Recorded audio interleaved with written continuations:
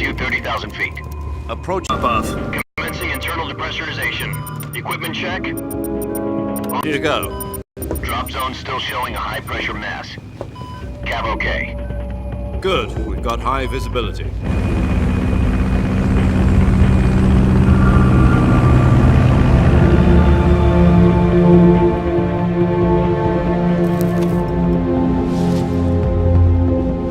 Put out that cigar. Connecting oxygen hose to interior connector. Put on your mask.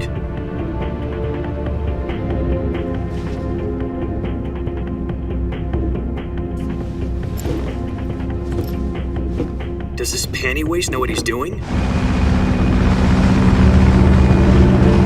Approaching release point. 10 minutes to drop off. Hey, are you deaf? He said put out the cigar and put on your mask.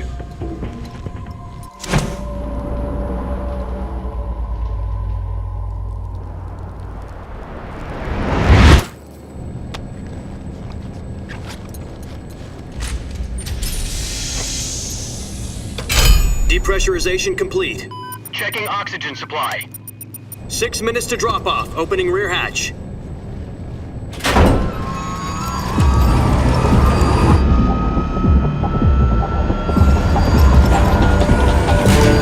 Sunrise.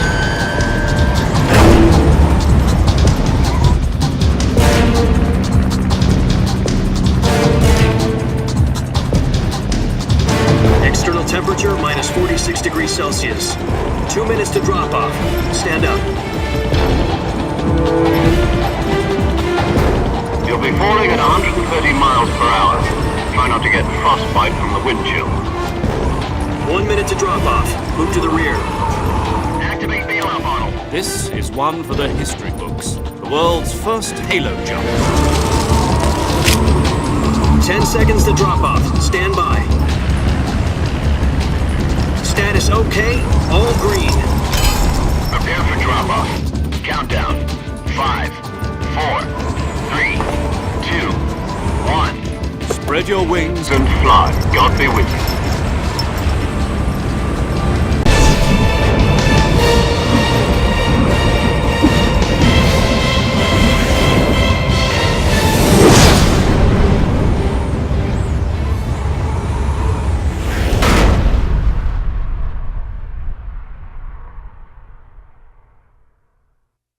Jack, I've got some important news. The head of the CIA has finally given us the green light for the Virtuous mission. Virtual mission? No, the Virtuous mission. The future of our Fox unit depends on it. If it succeeds, we'll be officially organized into a unit. Virtuous mission? Sounds like some kind of initiation ritual. Don't get cocky. This isn't a training op. Right. So what exactly is this wonderful mission? Well, about 2 years ago, a certain Soviet scientist requested asylum in the West through one of our moles. His name is Nikolai Stepanovich Sokolov.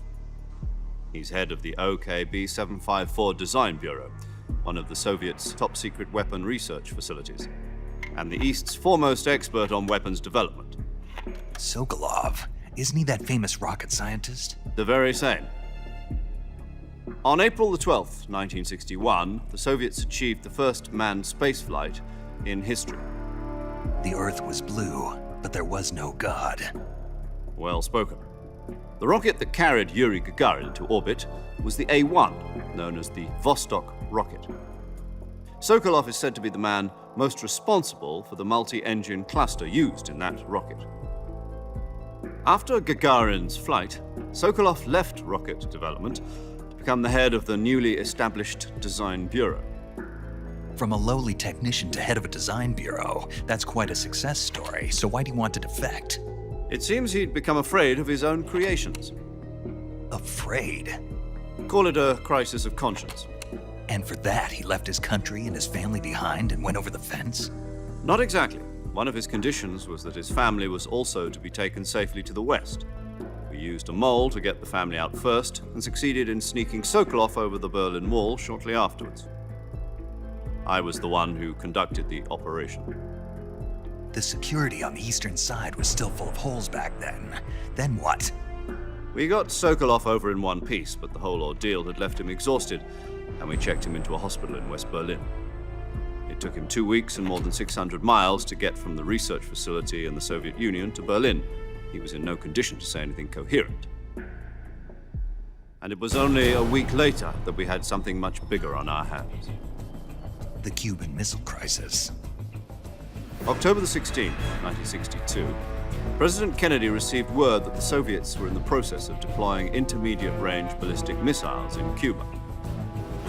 The President demanded that the Soviets dismantle and remove the missiles. At the same time, he announced a naval blockade to prevent further missile shipments from reaching Cuba. But the Soviets didn't back down, instead placing their armed forces on secondary alert. Soviet transport ships carrying missiles continued on course towards Cuba. US and Soviet forces went on alert for an all-out nuclear war. Frantic negotiations were conducted through the UN's Emergency Security Council and unofficial channels to end the hair-trigger standoff. Finally, on October the 28th, the Soviet Union agreed to remove its missiles from Cuba, and so the world avoided a nuclear holocaust. But in order to get the Soviets to pull their missiles out, we had to make a deal. You mean the one where the US agreed to remove its IRBMs from Turkey? No. The Jupiter IRBMs deployed in Turkey were obsolete, and we were going to get rid of them anyway. They had no strategic value whatsoever to either the US or the Russians. The Turkey deal was a ruse, a cover story that was fed to the other intelligence agencies around the world. So what did the Russians really want? Sokolov. They wanted us to return Sokolov. You mean the Soviets pulled out of Cuba just to get their hands on Sokolov? That's right.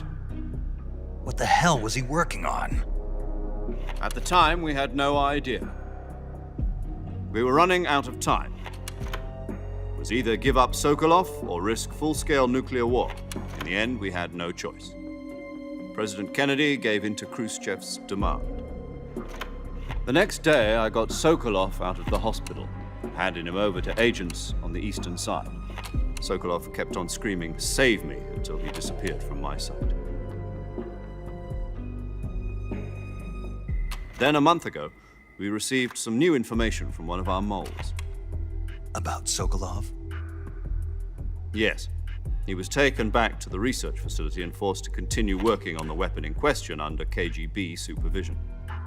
What's more, it's on the verge of completion. So what kind of weapon is it? Something to do with space rockets? No, missiles. Same technology. I guess you're right. We don't know the details, but it appears to be a new kind of nuclear device.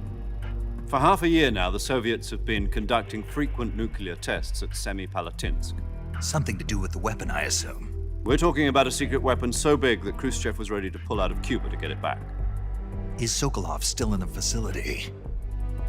No, according to our intelligence, he's in Selinoyarsk, a place in the mountains about 3 miles to the west that's known as the Virgin Cliffs. The Virgin Cliffs. Nice name for a virtuous mission. They moved him there just recently. Why? Apparently, they're conducting a field test of the weapon, but it's our best chance to get him back. This mission would never have been possible if he was still in the research facility. This is our last chance. Sokolov must have known that too when he contacted us.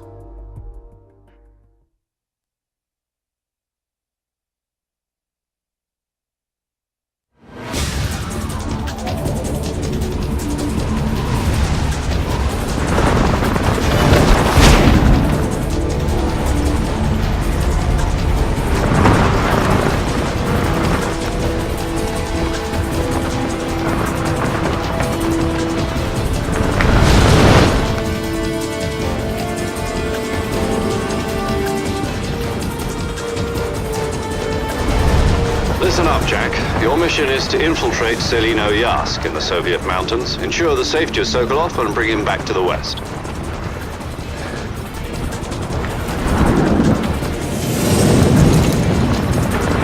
If we don't get Sokolov back before that weapon is complete, we'll be facing a major crisis. The clock is ticking.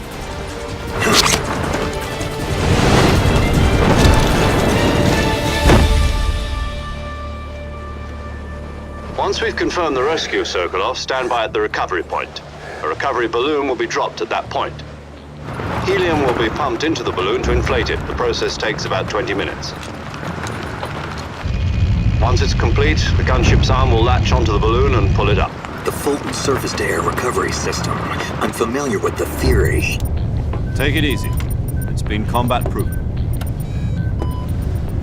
Do you think Sokolov is up to it? The shock will be less than during a parachute jump, and the arm can handle up to 500 pounds.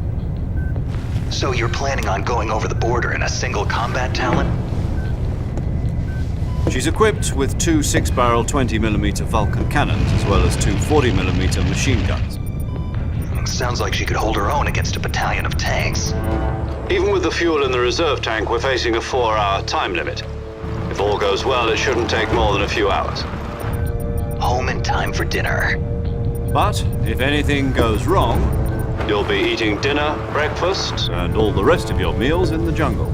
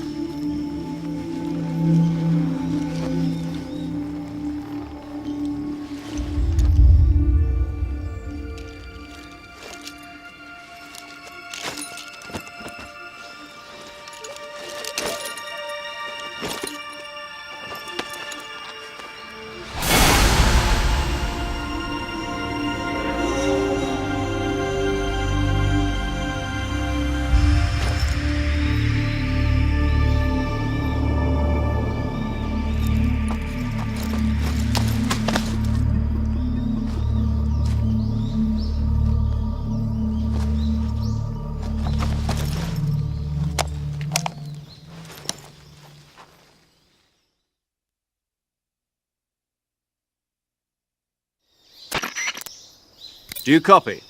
You're already in enemy territory, and somebody might be listening in. From here on out, we'll be using code names to refer to each other. Your code name for this mission will be Naked Snake. I'll be referring to you as Snake from now on. You're not to mention your real name. Snake? What, you don't like snakes? What do you mean? You've eaten one before, haven't you? In survival training.